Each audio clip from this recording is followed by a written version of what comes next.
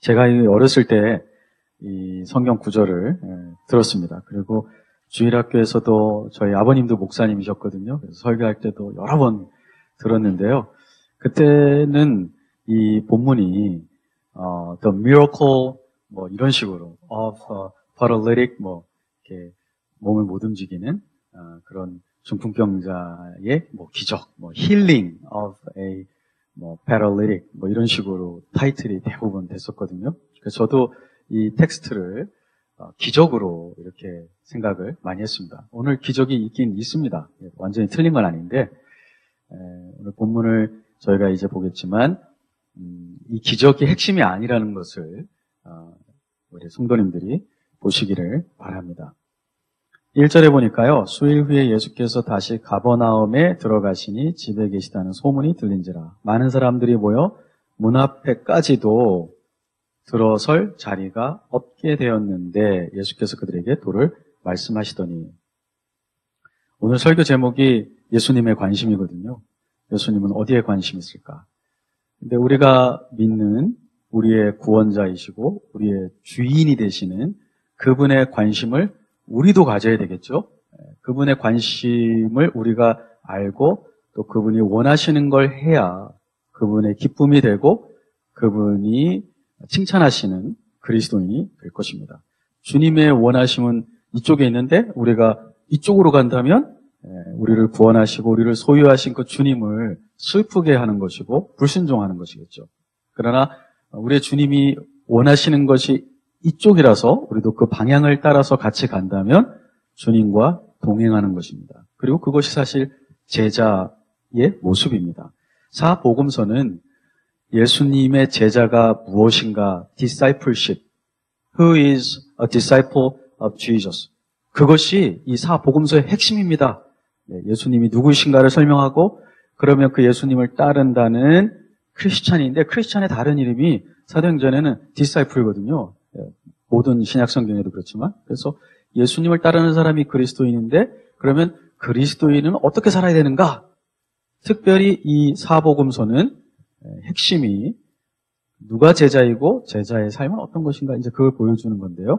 그러면 우리가 제자로 바로 살려면 예수님의 관심을 알아야 되는데 첫 번째 예수님의 관심은 무리, 군중에게 있지 않고요. 예수님에 대한 진정한 믿음을 가지고 있는 사람에게 예수님은 관심이 있습니다. 오늘 보시면 예수님이 어느 집에 계시는데 아마 마가복음 1장에 보면 예수님이 베드로와 안드레의 집에 계셨거든요. 예수님이 원래 나사렛에서 자라셨는데 가버나움으로 이사를 가세요. 그래서 그 사역을 하시는데 자기 원래 집은 아니기 때문에 베드로와 안드레의 집에 머무셨습니다. 아마 2장에 여기에 나오는 집도 베드로와 안드레의 집이라고 이렇게 학자들은 보고 있습니다. 예수님이 어디 갔다가 다시 이 동네에 들어오신 거예요. 근데 그 소문이 난 거예요. 사람들이 야 예수님이 오셨다. 그랬는데 얼마나 많이 몰려들었는지 문 앞까지도 들어설 자리가 없다. 제가 신학교에서 11년을 가르쳤거든요. 그리고 저도 목사 안수 받고 여러 세미나와 설교를 했습니다. 근데 제가 한 번도 제가 가르칠 때 강의실이 미어 터지게 그렇게 학생들이 온 적이 없어요. 빈자리도 막 있고 제가 설교도 많이 하고 세미나도 많이 다녔거든요. 근데 진짜 제가 왔다는 얘기를 듣고 문 앞까지 그런 적이 한 번도 없습니다. 정말 저는 한 번 이렇게라도 돼봤으면 좋겠어요. 뭐 강의든 설교든 세미나든. 근데 한 번도 없어요. 근데 만약에 제가 생각해봤습니다. 조동선 교수가 뭐 강의한다. 조동선 목사가 뭐 부흥회한다. 그래서 막 사람들이 미어터지가 왔다면 제 생각에 야 이거 내가 성공했다. 내 사역을 정말 주님이 복 주시는구나. 이렇게 생각했을 것 같습니다. 예수님은 어떻게 생각했을까요? 예수님은요. 사람들이 그분 있는 곳마다 쫓아다녀가지고요. 얼마나 많이 오는지. 어쩔 때는 예수님이 밥도 먹여줘야 될 정도로. 사람들이 막 광야까지, 들판까지 막 예수님을 쫓아온 거예요. 그럼 예수님 사역 성공했나요? 그렇지 않습니다. 이 마가복음 2절에 있는 많은 사람들 있잖아요. 그 많은 사람들이 4절에 무리들하고 똑같아요. 다른 게 아닙니다. 근데 마가복음은 특별히 무리라는 단어를 아주 의도적으로 여러 번 사용하거든요. 근데 이 무리들이 어떤 사람이냐면요. 마가복음 15장 한번 볼까요? 마가복음 15장에 보면 Mark 15, 15장 거기에 보시면 8절에 verse 8 무리가 나아가서 전례대로 하여 주기를 요구한데 예수님이 지금 잡혀가셨어요. 그리고 명절이 되면 죄소 하나를 놓아주게 되어 있습니다. 근데 그 예수님을 따라다녔던 바로 그 무리들이에요. 근데 그 무리들이 누구를 요구하냐면 9절에 빌라도가 대답하여 이르되 너희가 내가 유대인의 왕을 너에게 놓아주기를 원하느냐 하니 11절 대제사장들이 무리를 충동하여 도리어 바나바를 놓아달라 하게 하니 13절 그들이 무리입니다. 그들이 다시 소리 지르되 그를 십자가에 못 박게 하소서. 와, 예수님을 물론 무리들이요 충동질을 받았어요. 대제사장들의 충동질을 받았지만 예수님을 십자가에 못 박아달라고 빌라도에게 압력을 넣은 사람들이 오늘 지금 예수님의 문 앞에 미어 터지게 와가지고 예수님이 좋다고 지금 앉아있고 예수님 한번 보겠다고 어떻게 해서든지 예수님을 한번 만져보겠다고 줄 서 있는 사람들이에요. 예수님은요 수천 명이 자기를 따라다니고 왕을 삼으려고 했지만 한 번도 그 군중들에게 자기 마음을 주신 적이 없으세요. 군중들의 마음속에 뭐가 있는지 단번에 아시거든요. 죄악이 있고 회개하지 않는 마음이 있기 때문에 자기 자신을 의탁한 적이 없으세요. 그리고 예수님은 군중들에게 항상 parable, 비유로 가르치셨어요. 그리고 그 비유의 참뜻은 어떻게 가르쳐준지 아세요? 누구에게? 군중들이 집에 간 다음에요. 자기와 동행하고 있는 제자들에게 그 비유의 해석을 가르쳐 주셨어요. 예수님은 자기 사역을 군중에게 부탁한 적이 없으세요. 예수님은 자기 사역을 모든 걸 버리고 자기를 따라 나선 제자들에게만 부탁하셨어요. 예수님은 수많은 사람들이 가는 데마다 나타나지만 자기의 사역의 성공이라고 의지하지도 않으시고 기뻐하지도 않으셨어요. 그렇지만 군중을 쫓아내지는 않으셨어요. 왜냐하면 그 군중들이 결국은 예수님 말씀을 듣고 참 제자가 되어야 되기 때문에 오는 군중을 내쫓지는 않으셨지만 오는 군중을 인해서 기뻐하거나 그 군중들의 심리에 의존하지는 않았습니다. 군중이 누굴까요? 군중들은요 흥분합니다. 네. 지금 예수님을 왜 이렇게 군중들이 따라다녔냐면요 마가복음 1장을 다 읽진 않았지만 21절부터 보시면 회당에서 설교를 처음 시작하시는데 가버나움 회당에서 귀신을 그날 확 쫓아내시거든요. 사람들이 막 깜짝 놀랐어요.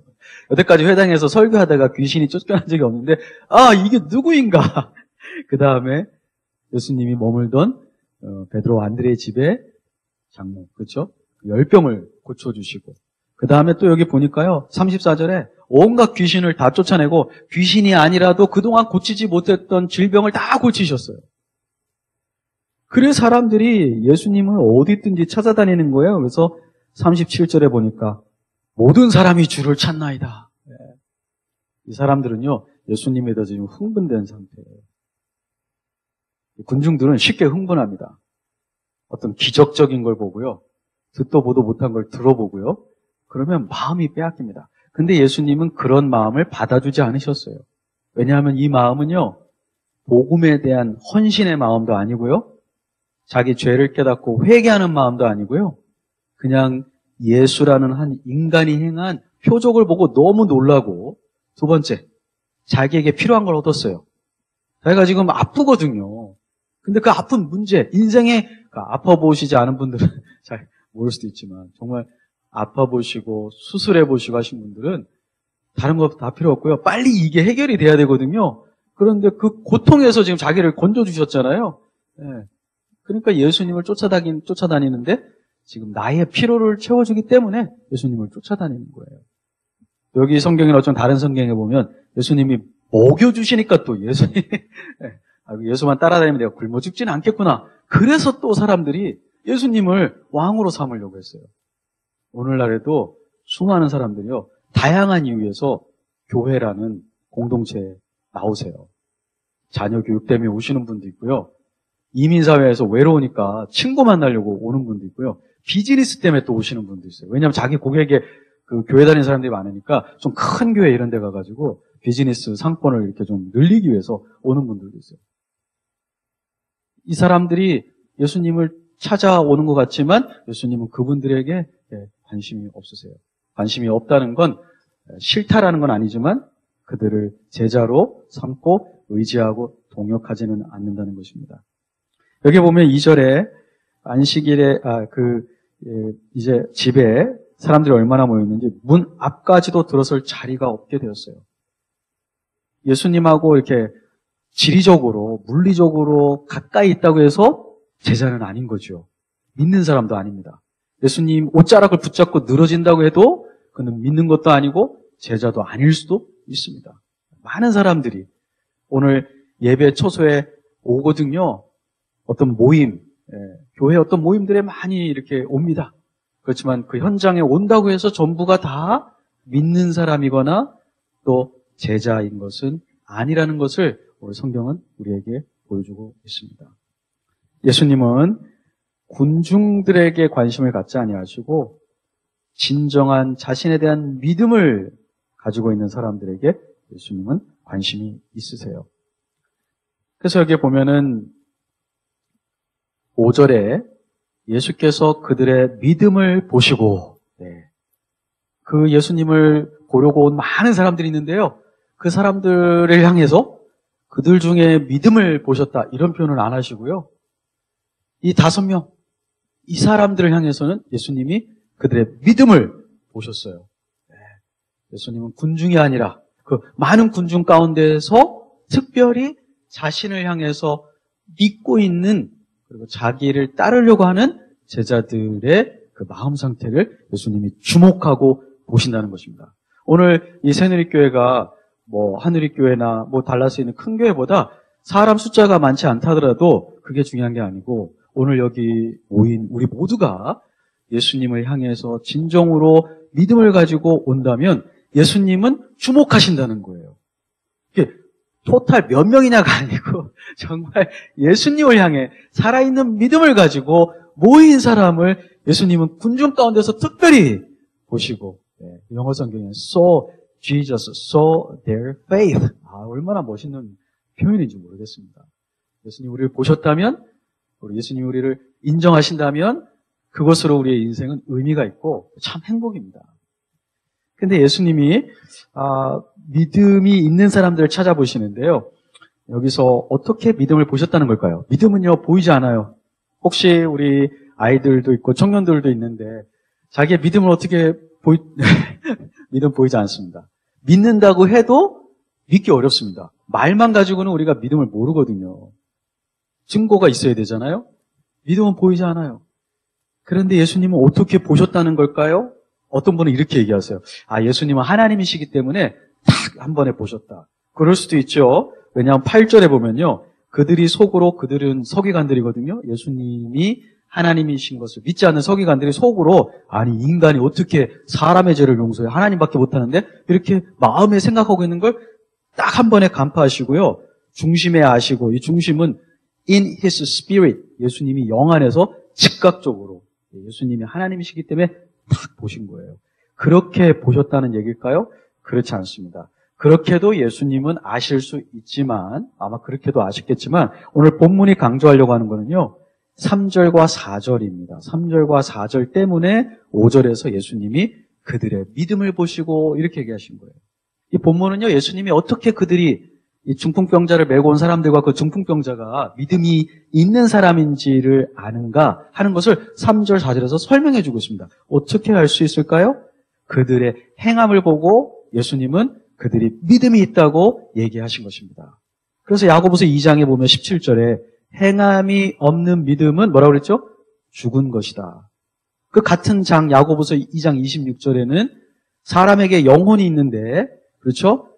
몸이 같이 있죠. 그럼 살아 있습니다. 근데 영혼, 스피릿이 몸을 떠나버리면 그 사람을 뭐라고 부르죠? 우리가 죽은 사람이다 이렇게 부릅니다. 사람이 죽을 때 그 사람의 스피릿이 바디를 떠나거든요. 근데 26절에 보면 영혼 없는 몸이 죽은 것처럼 행함 없는 믿음도 죽은 것이다. 그래서 야고보는 2번 야고보서 2장에서 행함과 믿음이 연합되어 있는데 행함 때문에 믿음이 생기는 건 아니지만 순서는 중요합니다. 믿음이 먼저입니다. 그러나 진정 믿음이 있다면 그 믿음은 어떻게 돼야 돼요? 행함으로 연결돼야 됩니다. 믿음은 보이지 않지만 보이지 않는 믿음은 밖으로 표현이 돼야 되는 것입니다. 그렇죠? 우리가 사람을 사랑할 때 여기 젊은 청년들 이제 아마 자기가 좋아하는 이성이 있을 수 있습니다. 그러면 그리고 남편과 아내도 서로 사랑하거든요. 우리가 부모와 자녀도 서로 사랑하고요. 근데 사랑하면 그 안에만 있지 않고요. 사랑하는 마음이 밖으로 표현되는데 행동으로 표현되어서 뭘 자꾸 먹을 걸 갖다 주기도 하고요.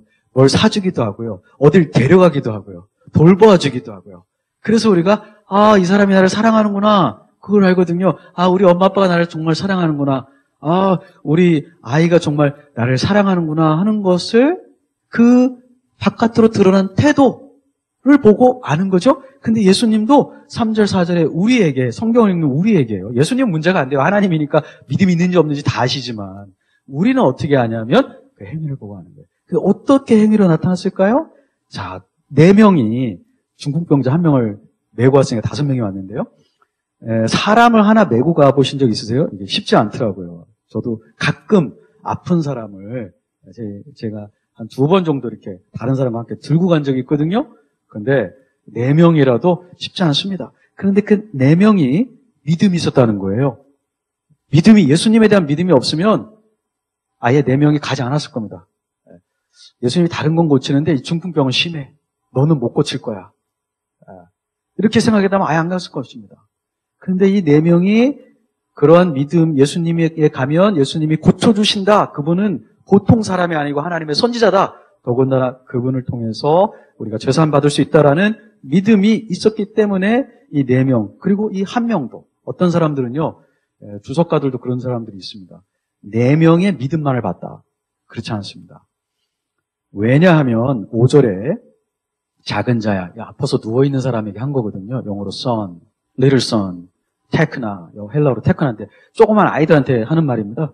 예수님이 그 중풍병으로 누워있는 사람을 얼마나 불쌍히 여기셨는지 아들아 이런 말을 하시면서 내 죄 사함을 받았느니라 이렇게 얘기하셨거든요. 근데 예수님이 질병을 고치실 때는요. 상대방의 믿음을 요구하실 때도 있고 믿음을 요구하지 않고 고쳐주신 적도 있으세요. 어떤 경우냐면요. 야이로의 딸 같은 경우 예수님이 야이로의 딸 만난 적이 없습니다. 그리고 예수님이 도착했을 땐 이미 야이로의 딸은 죽었습니다. 근데 살려주셨고요. 또 나인성에 들어갔을 때 관 속에 있는 청년을 예수님이 청년한테 너 나를 믿을래? 이렇게 물어본 적이 없으세요? 그냥 어머니가 막 울고 있으니까 너무 불쌍해. 어머니가 예수님한테 기적을 해달라고 부탁도 안 했어요. 근데 예수님이 너무 불쌍하니까 긍휼히 보시고 그냥 기적을 베풀어 주셨습니다. 예수님은요, 때로는요, 믿음이 없는 사람도 믿음을 나타내지 않는 사람도 긍휼한 마음에서 고쳐주실 때가 있어요. 그래서 마태복음 5장 45절에 보면 이렇게 돼 있지 않습니까? 하나님이 얼마나 긍휼하시고 선하시면 선한 사람에게만 해를 비추시거나 비를 내리시는 게 아니라 선인과 악인에게도, 악인은요 하나님 찾지도 않고요 감사하지도 않고요 해가 떠도 불평, 비가 와도 불평 그렇게 할 수 있습니다. 그런데 그런 인간을 위해서도 하나님은 해와 비가 없으면 죽거든요. 식물도 죽고 동물도 죽고 동물 죽으면 사람 다 죽죠. 하나님은 그렇게 불평하는 인간을 위해서도 항상 해가 뜨게 하시고 비가 내리게 하셔서 살게 하시는 그런 긍휼이 풍성하신 분이에요. 근데 하나님이 하지 않는 게 있습니다. 그렇게 은혜와 긍휼이 풍성하신 하나님, 그리고 육체를 입고 이 땅에 오신 성자 하나님이신 예수님이 하지 않은 거 한 가지는요. 회개하고 믿지 않는 사람에게 죄를 용서해 준 적은 없으세요. 죄 용서함. 이 구원은요. 항상 회개와 믿음이 있어야만 얻는 것입니다. 그냥 긍휼하신 아버지께서 그냥 회개하지 않는 사람에게도 옛다 너 구원받아라 이렇게 하신 적이 없으세요. 반드시 자기의 죄를 회개하고 confess, 그 다음에 believe. 그래서 우리가 읽진 않았지만 마가복음 1장 15절에도 보면 뭐라고 되어 있습니까? 예수께서 오셔서 하나님의 복음을 전파하시며 15절 회개하고 복음을 믿으라. 회개하고 복음을 믿으라. 이것이 있어야만 천국 백성이 될 수 있고 죄사함 받고 구원받는 것입니다. 그런데 지금 주님이 뭐라고 그러셨어요? 그 누워있는 사람에게 작은 자야, 아들아, 내가 죄사함을 받았느니라. 이렇게 말하는 건 그 사람에게 믿음이 있었기 때문입니다. 믿음이 없는 사람을 용서해 주신 적은 없으세요? 그래서 예수님은 이렇게 아무것도 하지 못하고 그냥 병석에 누워만 있어도 그 사람이 예수님에 대한 살아있는 믿음, 이분을 통해서 내가 죄사함 받고 내 인생이 변화될 수 있다고 확신하는 사람에게는 예수님이 만나주시고 반응해 주시고 죄사함을 허락해 주시는 은혜를 주시는 것입니다. 여러분들, 우리가 가진 게 많이 없을 수 있고요. 또 우리가 재능이 부족할 수 있습니다. 그러나 예수님이 원하시는 것은 얼마나 많이 가졌는가, 얼마나 많은 재능이 있는가. 왜냐하면 물질은 하나님이 필요하면 또 주시기도 하시고요. 재능도 은사도요, 교회에서 필요할 때 또 추가적으로 주시기 때문에 바울도 더 은사를 추구하라고 했거든요. 그러나 그것보다 더 중요한 것은 우리가 예수님에 대해서 정말 바른 믿음을 가지고 있는가. 우리 여기 있는 초등학교 학생들도 마찬가지예요. 여러분들이 학교에서 얼마나 공부를 잘하는가, 인기가 많은가, 이거보다 더 중요하고 정말 중요한 것은 내가 예수님에 대해서 믿음이 있는가. 예수님 그걸 원하세요. 그게 있어야 돼요. 그래서 예수님께서는 오늘 예수님의 관심, 자기를 따라다니고 피로를 채우려고 그 다음에 예수님이 보여주시는 놀라운 것들에 심취되어서 따라다니는 군중이 아니라 예수님을 향해서 믿음을 갖고 자기의 죄를 고백하는 이러한 사람들에게 예수님이 관심이 있다는 것입니다. 이것이 우리의 교회의 관심이 돼야 됩니다. 교회의 관심도 바로 이것이 되어야 되고, 우리가 교회에서 모임을 가질 때도 항상 우리가 예수님에 대해서 살아있는 믿음을 가지고 우리의 죄를 회개할 것인가에 대한 관심을 가져야 합니다. 두 번째, 우리 예수님이 관심을 갖는 것은 바로 이것입니다. 예수님이 이 땅에 오신 목적, 그리고 사람마다 반드시 예수님을 만나서 해결해야 될 것, 최우선의 과제가 죄 사함이라는 것입니다. 죄 사함. 오늘 성경이 만약에 기적을 나타내기 위한, 단순히 예수님이 능력이 있는 분이시고 그분이 하나님이셨다는 것을 설명하기 위해서 성경이 쓰여졌다면 이렇게 될 수 있습니다. 예를 들어서 5절에 예수께서 그들의 믿음을 보시고 중풍병자에게 이르시되, 그리고요 그것을 다 생략하고 11절에 내가 내게 이르노니 일어나 내 상을 가지고 집으로 가라 하시니 그가 일어나 곧 상을 가지고 모든 사람 앞에서 나가거늘 그들이 다 놀라 하나님께 영광을 돌리며, 이렇게 해도요 성경은 아무 문제 없습니다. 만약에 오늘 본문의 핵심이 예수님이 병 고쳐주셨다, 예수님 믿으면 병 낫는다, 그런 것이 핵심이었다면은 5절부터 10절을 싹 빼고요 11절만 넣어도 이해하는데 전혀 문제 없습니다. 그리고 심지어 다른 복음서에는 예수님이 많은 병자들을 고쳐셨다는 얘기가 이렇게 기록이 되어 있거든요. 근데 오늘은 예수님이 특별히 제자들에게, 교회에게 가르쳐 주시고자 하는 교훈이 있었기 때문에 그렇게 하지 아니하시고, 참 예상외죠. 이 중풍병자가 있고 친구들인지 이웃인지 모르지만, 친척들인지 모르지만 4명이 왔는데, 하여튼 이 5명의 믿음을 보시고 예수님께서 이들에게 말씀을 해주셨는데, 특별히 그 병자에게 얘기해 주셨는데 내 죄사함을 받았느니라, 이렇게 얘기하신 거예요. 그래서 5절부터 보면은 내 죄사함을 받았다, 이런 말씀이 있죠. 7절에도 보면 어떻게 되어 있어요? 죄를 사하겠, 누가 능히 죄를 사하겠느냐. 또 8절에도 보면요, 어찌하여 이것을 마음에 생각하느냐. 이것은 누가 죄를 사하겠느냐. 지금 죄 용서, 그것을 왜 마음에 의논하느냐. 예수님 이렇게 얘기하셨어요. 또 9절에 보면 내 죄사함을 받았느니라. 10절에 보면 땅에서 죄를 사하는 권세가 있는 줄 알게 하려 하노라. 그 죄를 사하게 한다. Forgiveness of sins. 이 표현이 5번은 명확하게 되어 있고 한 번은 다른 표현으로 되어 있지만 5절부터 10절까지 반복적으로 절마다 계속해서 나오는 거예요. 예수님의 관심이 뭔지 아시겠죠? 예수님 지금 이 사람 고치는 거, 거기에 관심이 최우선으로 있는 건 아니에요. 예수님의 그보다 더 중요한 관심, 더 깊은 관심은 죄사함 받는 것입니다. 우리가 인생에 문제가 다 있습니다. 예. 아픈 사람도 있고요. 지금 돈이 없어서 고통 가운데 있는 분도 있고요. 가정에 어떤 인간관계에 문제가 있는 분도 있고요. 나름대로 다 문제가 있습니다. 그런 문제가 있으면 당연히 우리가 예수님께 나아가야 됩니다. 왜냐하면 예수님이 우리를 구원하셨고 우리의 주님이시기 때문에 당연히 예수님께 나아가야 됩니다. 그런데 예수님이 원하시는 건 그 사람의 육체적인 필요보다는 그 필요 이전에 그 사람의 영적인 문제가 해결되기를 원하세요. 육체적인 문제보다도 영적인 문제가 먼저, 육체적인 문제를 해결 안 하신다는 것이 아닙니다. 그러나 먼저 영적인 문제가 해결되길 원하시는 거예요. 그런데 이 중풍병자의 경우에는 죄가 이 사람의 진정한 문제이고 최우선적인 문제였어요. 아마 다른 사람들은 중풍병자를 볼 때 뭐가 문제라고 생각할까요? 아픈 게 문제거든요. 해결책은 뭐죠? 나아야 되는 거거든요. 그게 1차적이라고 생각해요. 이 사람의 인생에 제일 필요한 거, 제일 시급한 거. 그렇죠? 근데 예수님이 중풍병자의 시기를 일어나 걸으라 그렇게 먼저 얘기 안 하셨어요. 그 얘기는 나중에 하셨어요. 먼저 이 사람에게, 누워있는 사람에게 하신 말씀이 뭐예요? 내 죄사함을 받았다. 그것이 사실은 더 필요했습니다. 물론 아프다고 해서 그 아픈 게 항상 죄 때문에 오는 것은 아닙니다.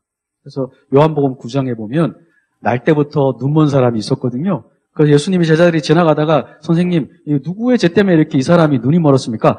자기 부모님 때문이에요? 아니면 자기 죄 때문이에요? 예수님이 뭐라고 하셨죠? 부모의 죄도 아니고 자기 죄도 아니고 하나님의 영광을 나타내려고 지금 이렇게 된 것이다. 성경에 보면 사람이 고통 가운데 있게 될 때 욥도 그랬거든요. 자기 죄 때문은 아니었습니다. 고통받은 것이.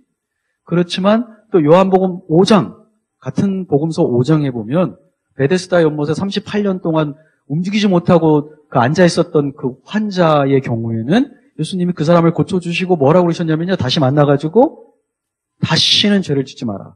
더 악한 것이 너에게 생기지 않게 다시는 죄를 짓지 말라. 이렇게 얘기하셨어요.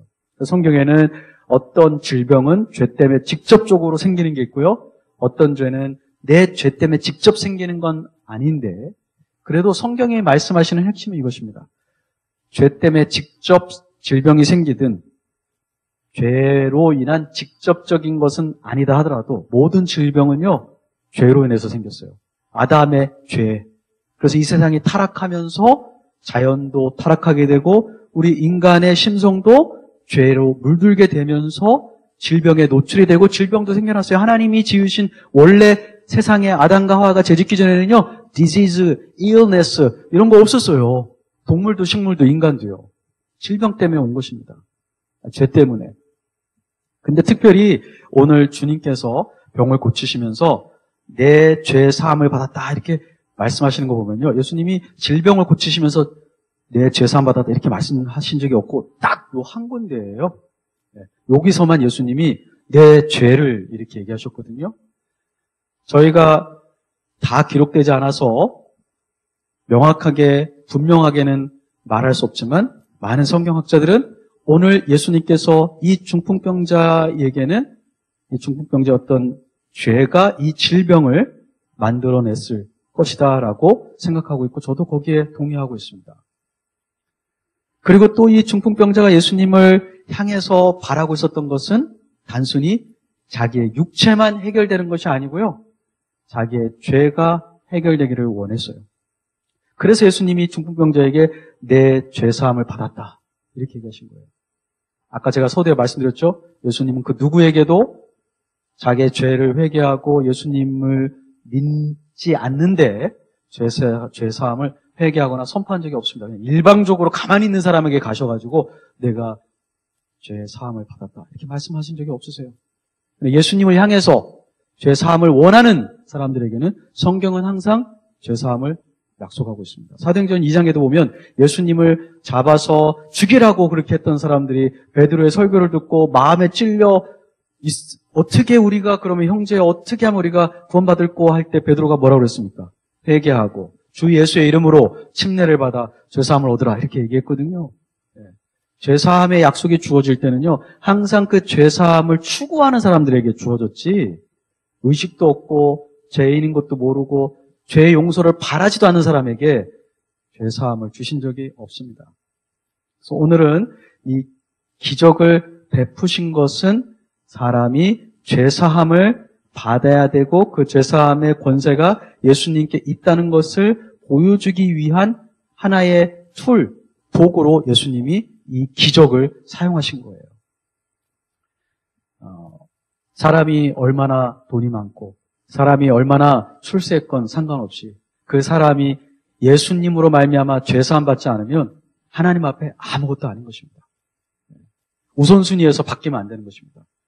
부러워하지 마세요. 이 세상에 돈 많은 사람들, 권력 많은 사람들, 예수님 모르고도 그렇게 사는 사람들을 부러워하지 마십시오. 여러분이 훨씬 복된 사람들입니다. 예수님 통해서 죄사함 받는 게 예수님의 최우선의 관심이에요. 왜요?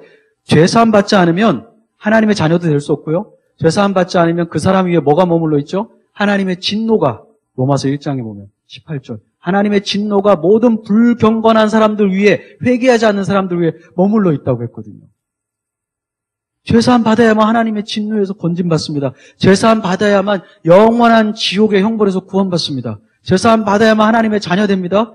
하나님의 자녀 되어야 하나님 아버지와 자녀 관계로 교제할 수 있습니다. 이런 모든 축복들이 이 잠시 있다가 사라질 이 세상 말고 하나님이 약속하신 새하늘과 새 땅에 들어가는 것도 이 죄사함이 기본입니다. 이것이 파운데이션입니다. 이 기초 없이 아무도 주님이 약속하신 새하늘과 새 땅에 들어갈 수 없습니다. 우리의 영생도 여기에 달려 있습니다. 따라서 사람에게 하나님이 주시는 여러 복들 중에서 가장 처음에 받아야 될 복, 그리고 가장 중요한 복, 그 중에 하나가 바로 죄사함입니다. 죄사함이에요. 이 우선순위를 놓치면 안 돼요. 그러니까 여러분들이요, 사람들을 교회에 데려오실 때에도 어떤 관심으로 데려오셔야 돼요? 어떻게 하면 이 사람이 죄사함 받을까를 생각하고 데려오셔야 돼요. 친구들에게도 야, 우리 교회 가자. 우리 교회 가면 먹을 것도 있고 뭐 재밌는 것도 있어. 물론 그것도 사람이 올 수 있는 하나의 방편은 되겠지만 그것보다 더 우리 교회 가자. 거기 죄사함을 알게 하는 진리가 선포된다. 우리 가서 목사님과 상담해보자. 어떻게 죄사함 받는지. 그런 것들을 사람들에게 소개하고요. 누군가가 이 교회에 처음 오지 않습니까? 그러면 여러분들은 먼저 그 사람이 죄사함 받은 사람인가 그렇지 않은가에 관심을 가지고 그 사람의 영적인 상태를 살펴보셔야 돼요. 그게 교회의 최우선 과제이고 관심이 되어야 됩니다. 왜냐하면 예수님도 사람을 만났을 때 죄사함 받았는가 받지 않았는가에 최우선적으로 관심을 가지셨거든요. 병 고치는 건 그 다음 부차적인 겁니다. 저는 지금 사실 우리 목사님이 얘기 안 하셨지만 우리 사우스웨스턴 신학교가 그 학교에 경제적인 어려움이 있어가지고 학교에서 레이오프 된 상태입니다. 제가 이번 학기를 끝으로 7월 30일 이후로 학교에서 레이오프가 되듯이 unemployed 된 사람이거든요. 그러니까 제가 아침 저녁마다 차 타고 가면서 맨날 하는 게 하나님 저에게 사역지를 주십시오. 목회지를 주시든 학교를 보내시든 또는 선교지에 나가든 unemployed 이게 좀 힘들더라고요. 실직자가 되는 게요. 하나님 제가 하나님이 주신 사명을 감당하는 종 되고 싶습니다. 교회가 조금해도 되니까 저를 좀 보내주십시오. 일할 데가 없다는 거 너무 고통스럽습니다, 주님. 그런데 이 말씀에 보면요. 그런 것보다 더 중요한 게 나와 주님과의 관계가 더 중요해요. 아마 주님은 제가 그런 게 필요해서 주님 앞에 나아갈 때 저에게 더 먼저 원하시는 게 일할 수 있는 사역지가 아니고요. 물론 사역지가 필요하긴 하지만 그거는 부차적인 거고요. 저의 영적인 상태. 저는 구원받았으니까 영원한 지옥의 형벌로부터 구원받는 그 회개는 아니지만 저도 날마다 죄를 짓거든요. 혹시 내 삶 가운데 회개할 것이 없는가? 우리 그리스도인들이 회개한다는 건 영원한 하나님의 진노와 지옥으로부터 형벌로부터 구원받는 그런 회개가 아니고요. 이제 우리는 하나님과 아버지와 자녀의 관계가 되었거든요. 근데 하나님이 더 이상 우리의 심판자는 아니지만 지옥으로 보내는 그런 심판자는 아니지만 아버지와 자녀의 관계가 죄로 끊어지기도 합니다. 죄는 하나님과 우리의 관계를 단절시키거든요. 그래서 요한 1세에 보면 뭐라고 그랬죠? 만일 우리가 우리 죄를 자백하면 저는 미쁘시고 의로우사 우리를 깨끗하게 하사. 왜냐하면 깨끗해야 다시 하나님과 관계를 회복할 수 있거든요. 그래서 그리스도인들도 오늘 이 본문을 보면서 제자들도 하나님과 나와의 관계에서 정말 필요한 게 뭔가? 나는 취직이라고 생각할 수도 있고요. 나는 어떤 비즈니스 딜이 성사되는 거라고 생각할 수도 있죠. 그렇지만 주님이 가장 원하는 건 우리의 영혼이 더 거룩해지고 주님 앞에 더 순종하는 마음 갖는 것, 그것이 더 주님께는 먼저라는 것입니다. 또 주님께서 우리에게 원하시는 것, 네. 세 번째는요, 주님 자신이 누구인가를 깨닫는 것입니다. 주님 자신이 누구인가. 여기에 보면 6절에 어떤 서기관들이 거기에 앉아서 마음에 생각하기를 이 사람이 어찌 이렇게 말하는가. 신성모독이로다. 오직 하나님 한 분 외에는 누가 능히 죄를 사하겠느냐. 예, 이 사람들 서기관들은 신학자입니다. 신학자들이 지금 한 가지 옳게 말한 건 있어요. 뭘 옳게 얘기했냐면요. 오직 하나님 한 분 외에는 누가 능히 죄를 사하겠느냐. 이것은 구약 전체의 말씀입니다. 하나님 외에는요, 사람의 죄를 사할 수 있는 존재가 없습니다. 그리고 모든 죄는 하나님을 향해서 죄를 짓습니다. 어떤 죄든지. 사람을 향한 죄도 하나님께 짓는 죄예요. 왜냐하면 거짓말하지 말아라 말씀하신 분이 하나님이거든요. 그래서 사람에게 거짓말을 해도 하나님께 죄를 짓는 거고요. 살인하지 말라고 그랬는데 살인이라는 게 성경에서는 실제로 사람의 목숨을 앗아가는 것도 살인이지만 미워하는 것도 살인의 시작이거든요. 근데 사람을 미워하면 미워하지 말고 살인하지 말라고 하신 하나님의 명령에 위배되는 겁니다. 다윗이 밧세바라는 여인과 잠을 잤죠. 우리아의 아내거든요. 남의 여자를 남편이 없는 사이에 데리고 와서 잠을 잤어요. 간음이죠. 그 죄거든요. 근데 다윗이 시편 51편에 자기의 죄를 회개하면서 뭐라고 기도하냐면 내가 주께만 범죄하였사오니. 제가 처음에 이거를 읽고요. 좀 의아하게 생각했습니다. 아니, 자기가 죄를 지은 건 일단 힘으로 여자를 데려왔으니까 밧세바한테도 죄를 지은 거고요. 밧세바가 동의했든 안 했든. 우리아, 그 신실한 종인 우리아를 전쟁통에 죽게 만들었으니까 우리아한테도 죄를 지은 거고요. 또 왕이고 선지자인데 이스라엘 백성에게 백주대낮에 그 하소는 안 되는 일을 한 거잖아요. 하나님의 백성들에게도 죄를 지은 거고요. 근데 그런 얘기를 안 하고 내가 죽게만 죄를 지었습니다. 그 말은요. 하나님 나는 다른 사람한테 죄 지은 거 없는데 하나님한테만 미안합니다. 그 말은 아니고요. 내가 모든 사람에게도 죄를 지었지만 내가 지은 사람에게 지은 죄의 궁극적인 대상은 바로 하나님께 죄를 지은 겁니다. 내가 그것을 회개하겠습니다. 그 말입니다. 주께만 범죄하였사오니는 내가 주님께만 범죄하고 사람에게는 안 했습니다. 그런 말이 아니고요. 사람에게 했더라도 그거 궁극적인 대상은 주님께 죄를 범했기 때문에 내가 회개합니다. 이런 말입니다. 그래서 오직 하나님만이 사람의 죄를 용서할 수 있어요. 그런데 여기에 보면 이 사람들이 틀린 게 있어요. 한 가지는 맞았죠. 하나님만 죄를 용서할 수 있는데 틀린 거는 7절에 이 사람이 어찌 이렇게. 예수님이 사람인 건 맞아요. 그런데 이 신학자들이 틀린 거는 예수님이 단순히 사람이었다라고 생각한 것. 선지자 중에 한 명일 수 있다. 좋은 성경교사 중에 한 명일 수 있다. 거기까지는 이 서기관들이 인정할 수 있겠지만 하나님이라고는 생각하지 못했고 하나님이라고는 사실 생각하지 못한 게 아니라 믿지 않은 거죠. 서기관들은 여러 가지 증거를 봤습니다. 예수님이 하나님만이 하실 수 있는 일들을 했거든요. 그런데 그것을 인정하지 않은 것입니다. 그런데 예수님이 원하시는 것은, 예수님의 관심은 사람들이 자기에게 올 때 자기가 누구인지를 깨닫게 되기를 원하시는 겁니다. 예수님은 죄를 사해 주시는 하나님이신 것을 우리가 알기를 원하십니다. 10절에 인자가 땅에서 죄를 사하는 권세가 있는 줄을 너희로 알게 하려 하노니, 이게 예수님의 가장 궁극적인 관심이시거든요. 근데 여기서 인자라는 말을 예수님이 쓰셨어요. 성경에서 인자는 두 가지로 쓰입니다. Son of Man, 예수님의 인간성을 나타낼 때 인자라는 단어가 쓰여요. 성경에서 사복음서에 보면. 그런데 이 인자라는 단어는 구약에도 사용되고 있습니다. 그래서 에스겔에게 하나님이 에스겔 선지자를 부르면서 인자야, 사람의 아들아, 이런 말을 쓰세요. 진짜 사람을 얘기할 때 인자라는 말을 쓰시는데 인자가 그 단어로만 쓰이지 않습니다. 인자라는 말이 사실 마가복음의 14장 62절은 제가 그냥 여러분에게 설명드릴게요. 마가복음 14장은 예수님이 이제 대제사장들에게 잡혀서 신문을 받는 과정이 있었습니다. 근데 그 대제사장들이 네가 구약에 기록된 그 복되신 분의 아들이냐, 메시아냐, 이렇게 얘기했을 때 예수님 뭐라고 하셨냐면, 옳도다. 너희가 옳게 얘기했다. 인자가, 내가 하늘에 구름을 타고 오는 것을 너희가 보게 될 것이다. 이런 말을 하시거든요.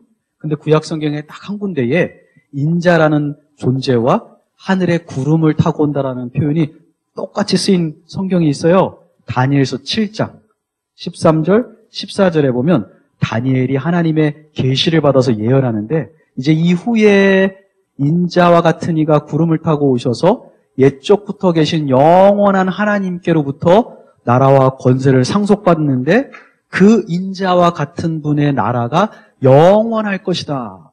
이렇게 예언을 했어요. 메시아의 왕국이 영원할 것이다. 근데 그 메시아는 신약에서 예수님이거든요. 그래서 예수님의 왕권, 예수님이 하나님이시면서 하나님 아버지는 아니지만 아들 하나님이시죠. 삼위일체에서 제2위격에 해당하시는 그렇지만 동등한 하나님으로서 그분이 영원한 통치를 이제 시작하실 거라는 것을 나타낼 때 쓰시는 단어가 인자예요. 그래서 마가복음 14장에 예수님이 인자가 내가 하늘에 구름을 타고 오는 것을 너희가 보리라 그러니까 제사장들이 막 자기 옷을 찢으면서 참나마도다. 이 신성 모독하는 자를 우리가 놔둘 수가 없다. 죽이자. 이렇게 하거든요. 네. 대제사장들, 서기관들 예수님이 이 말씀하셨을 때 뭔지 다 알아요. 몰라서 예수님을 안 믿은 게 아니고요. 증거가 있지만 믿지 않고 싶어서 안 믿는 겁니다.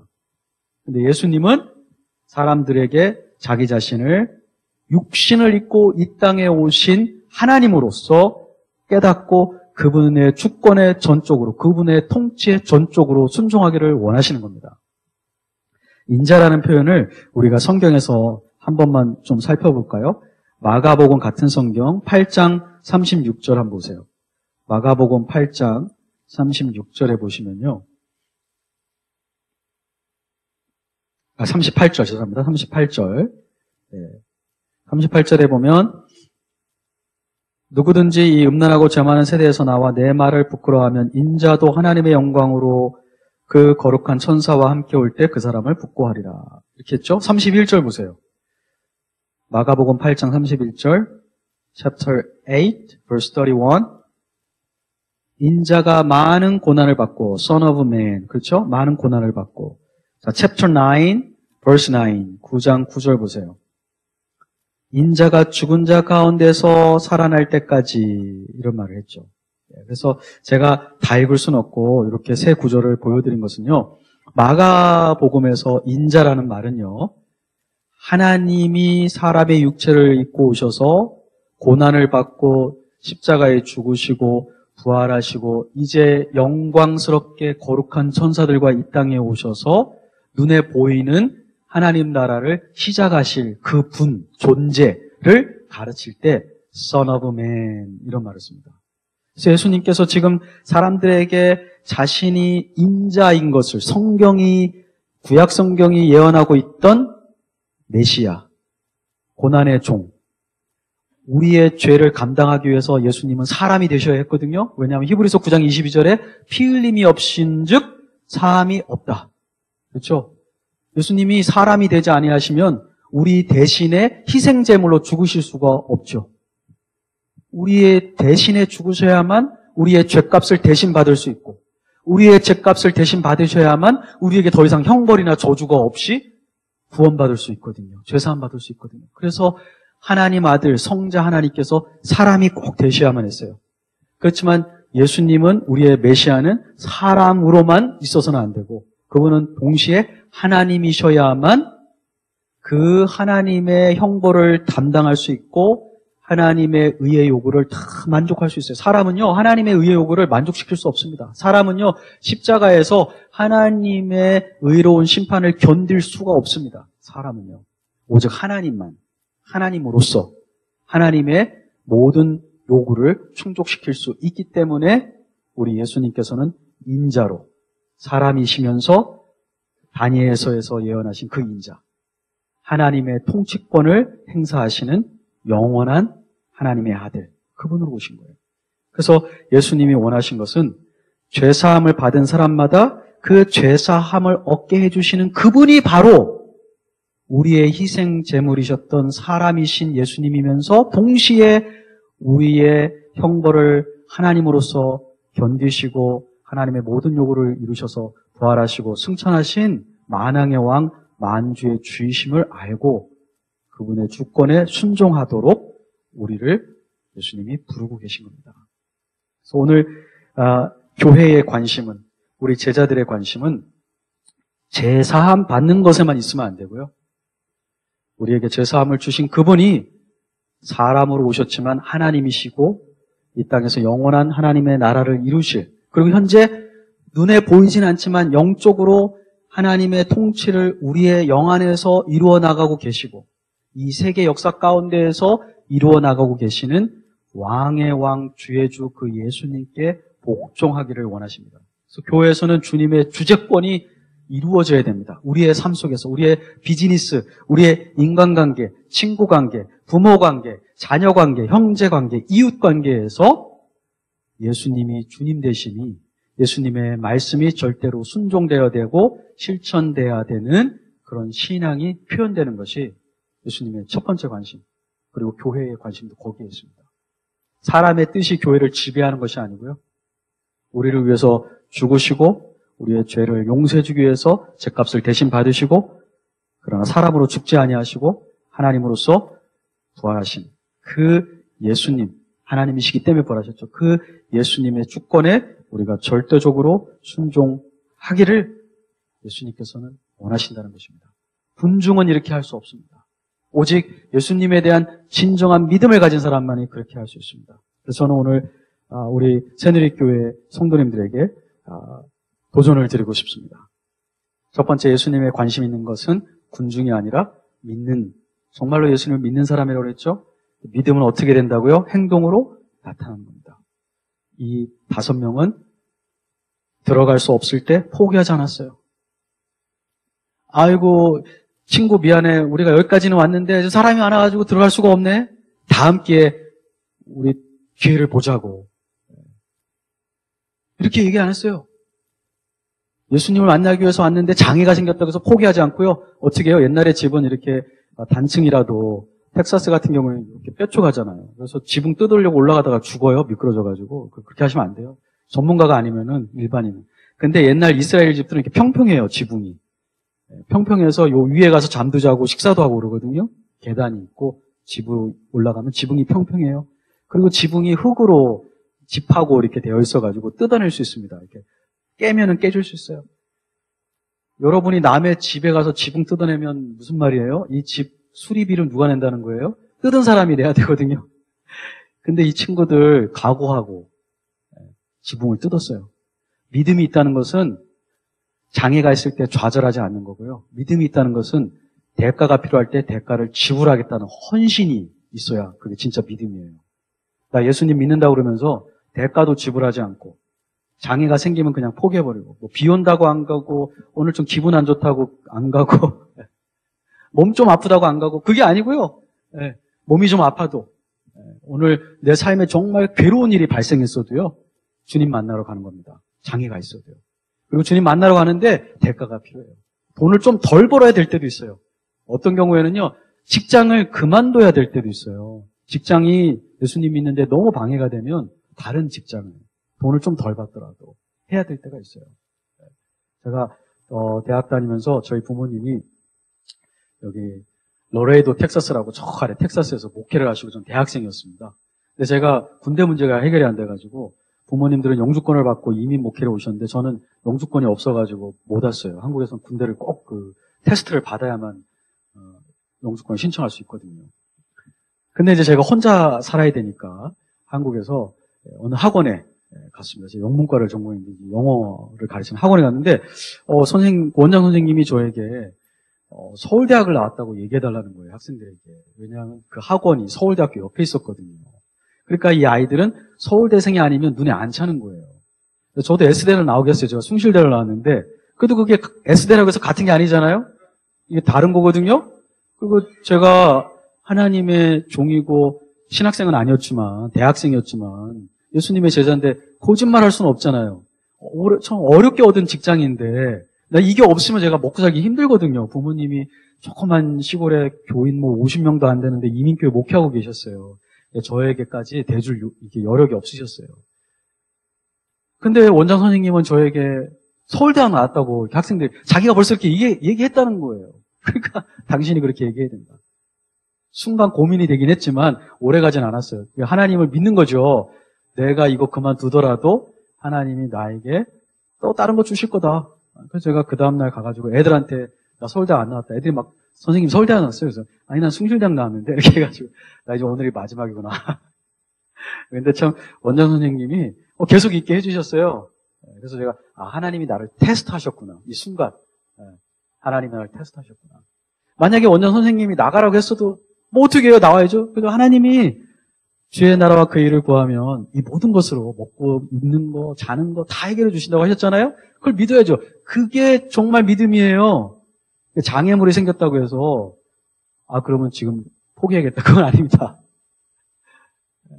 그리고 예수님을 믿으면 대가가 필요해요. cost가 있어요. cost. 예수님을 따라간다는 것, 제자가 된다는 것. 우리에게 cost가 있어요. 예수님 그거 원하세요. 그거 기쁘게 생각하세요. 여러분 혹시 인생 가운데 지금 그런 직면에 계세요? 장애나 cost가 여러분에게 이렇게 직면되어 있으세요?